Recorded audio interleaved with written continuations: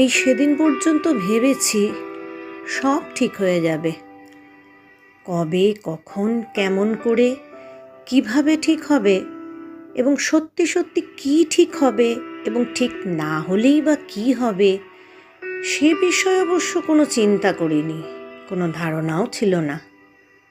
শুধু কোথায় কেমন একটা আলগা বিশ্বাস ছিল, মনে মনে ধরে রেখেছিলাম একদিন সব ঠিক হয়ে যাবে।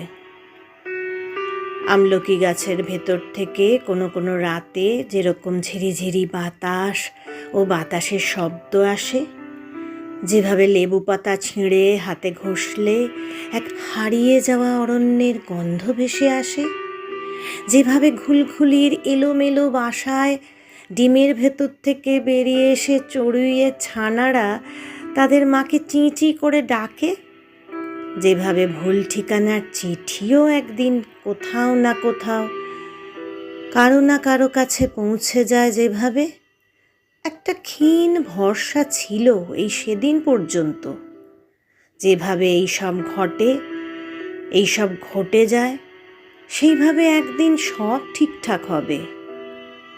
আমার কিছু করণীয় নেই, শুধু বসে থাকার অপেক্ষা।